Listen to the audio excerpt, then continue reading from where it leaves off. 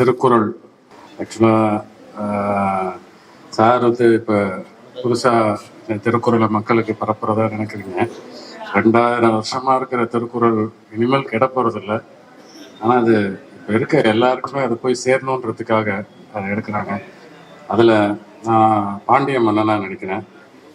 எனக்கு ரொம்ப சந்தோஷமாக இருக்குது. இப்படி ஒரு வாய்ப்பு கிடைச்சதை நான் சரியாக பயன்படுத்திக்கணும்னு நினைக்கிறேன். இது இங்கே வந்திருக்க நம்மளோட பத்திரிகைக்காரர்கள் எல்லாரும் இதை மற்ற எல்லாருக்கும் கொண்டு போய் சேர்க்கணுன்றது என்னுடைய விருப்பம். நன்றி, வணக்கம். வள்ளுவரோடு ஒரு திரைப்பயணம் வாய்ப்பளித்த ஐயா பாலகிருஷ்ணன் அவர்களுக்கு நன்றி.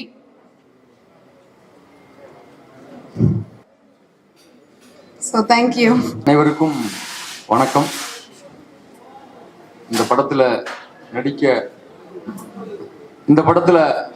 நடிக்க எனக்கு இந்த வாய்ப்பை ஏற்படுத்தி கொடுத்தது வந்து என்னுடைய நண்பர் விஜய் சேனாதிபதி அவர்கள். நான் வந்து நேரடியாக ஐயாவை சந்திக்கும் பொழுது ஒரு 4-5 முறை வந்து ஆபீஸ்க்கு வர சொன்னாங்க. என்ன நினைச்சாங்கன்னு தெரியல. ஐயா ஏற்கனவே சொன்னாங்க அது எல்லாமே தானா அமையும் அப்படின்னு. அது போலதான் எனக்கு இந்த வாய்ப்பை கொடுத்துருக்காங்க திரு பாலகிருஷ்ணன் ஐயா அவர்கள். ஜெயராஜ் சார் வந்து இந்த எழுத்து அவர் வந்து ஐயாவோடது ரொம்ப அற்புதமாக எழுதியிருக்காங்க. அவர்களுக்கும் சிவானா கூட தொடர்ந்து பயணிக்க போகிறேன். அதை நினச்சி ரொம்ப பெருமையாக இருக்குது. ஆனால் ரொம்ப பயமாக இருக்குது. ஏன்னா நிறைய இலக்கிய பிழை இல்லாமல் எழுத்து உச்சரிப்பு வந்து ரொம்ப துல்லியமாக பார்க்க வேண்டியது இருக்குது. ரொம்ப ஆர்வமாக இருக்குது, ரொம்ப பயமாக இருக்குது. கண்டிப்பாக நல்லபடியாக பண்ணுவோம் அப்போ நம்புகிறோம். கண்டிப்பாக மிகப்பெரிய வெற்றி அடையணும்னு நம்புகிறோம். நன்றி. ஆனா எப்படியோ சம்பாதிக்கிறதுக்கு எல்லாரும் பணம் எடுக்கிறாங்க. ஒரு திருக்குறளை பத்தி ஒரு தேவையில்லாத வேலையை தான் பார்த்துட்டு இருக்காரு. அப்படி அல்ல. காமராஜருடைய பணம் பார்க்கிறாரு, இப்ப ஊரோட போல பரப்புறதுக்காக எடுக்கிறாரு. அவங்க சம்பாதிக்கிறது இல்லை, அவங்க போல பரப்புறதுக்காக செய்யறாரு. அதுக்கு நீங்க என்ன செய்யணும்?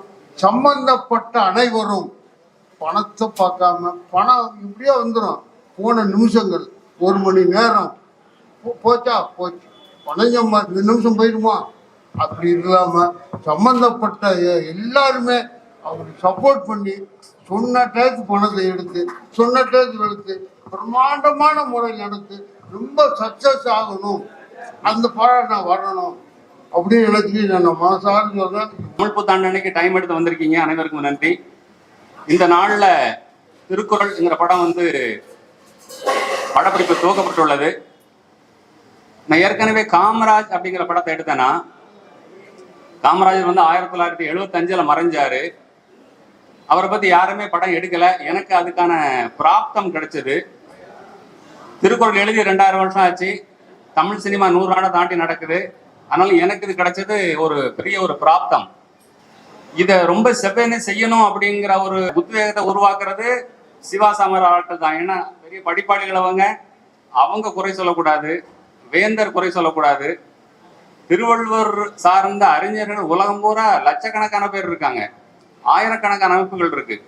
அதனால அதை ரொம்ப செவ்வனே செய்யணும் அப்படின்னு இறங்கியிருக்கோம். இந்த யூனிட் வந்து மிக பிரமாதமா அமைஞ்சிருக்கு.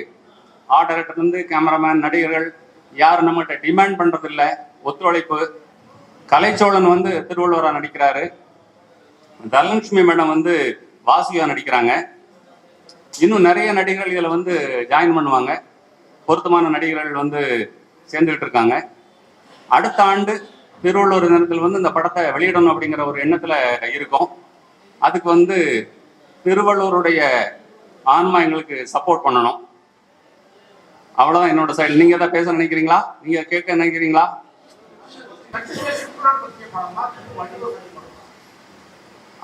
சரியான கேள்வி. அதாவது திருவள்ளுவர் இல்லாம திருக்குறள் இல்லை. இந்த திருக்குறளை சொல்வதற்கு வந்து ஒரு பின்னணி தேவைப்படுது. திருக்குறள் உங்களுக்கு தெரியும் வந்து அறம், பொருள், இன்பம். இதை சொல்றது ஒரு பின்னணி தான் வந்து இப்போ திருக்குறள் அரங்கேற்றப்பட்ட காட்சி. இந்த திருக்குறளை எழுதுறதுக்கு அவர் எது காரணமா இருந்திருக்கும்ங்கிற சூழலை வந்து ஆராய்ச்சி பண்ணியிருக்கோம். செம்பூர் ஜெயராஜ் கிட்டத்தட்ட 1 வருஷம் எடுத்திருக்கிறார்.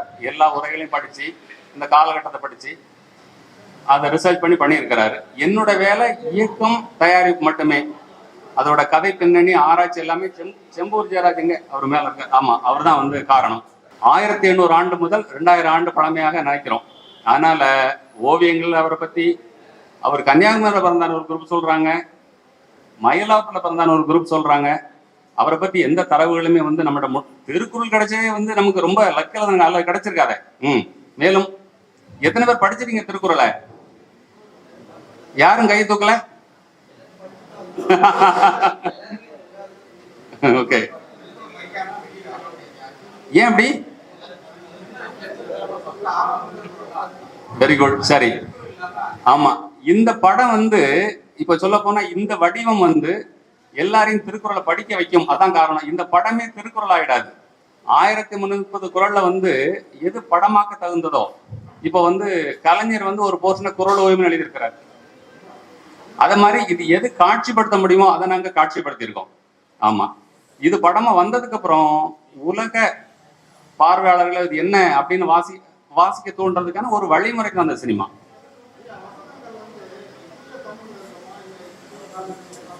இல்ல, தூய தமிழ்ல தான் அந்த கால தமிழ். ஏன்னா திருக்குறள் தமிழ்ல நம்ம அந்த படத்தை எடுக்கல. ஆமா, செந்தமிழ்ல இருக்கும். ஆமா, அவர் வந்து இவர் கூத்துப்பட்டக்காரரு, அந்த அம்மாவும் கூத்துப்பட்டற ட்ரைனிங் எடுத்துக்கிட்டு இருக்காங்க.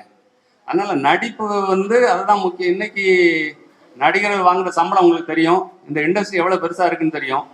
இதை அவங்ககிட்ட இது ஒரு ஆஃப் பீட் ஃபில்மா அவங்க நினைச்சு இதை ஒதுக்குறாங்க. நான் கொஞ்சம் பேர் பேசி பார்த்துட்டு அவங்க பேர் சொல்ல விரும்பல, அவங்கெல்லாம் வந்து அதை முன் வரல. அப்போ ட்ரெயின்டு ஆர்டிஸ்ட் 2 பேருமே கூத்துப்பட்டற இல்லை. இவர் ஒரு டைரக்டர் கம் ஸ்கிரிப்ட் ரைட்டர், அந்த மாதிரி ட்ரைனிங் எடுத்துக்கிட்டு இருக்காங்க. அதனால அவங்க எடுத்திருக்கோம். இன்னும் பல பேர் அங்கிருந்து எடுப்போம் நம்ம. அவர் வந்து சொன்ன அவர் 2-3 நாளா தெரியும். லவ் அட் ஃபர்ஸ்ட் சைட்னு கேள்விப்பட்டிருக்கீங்களா?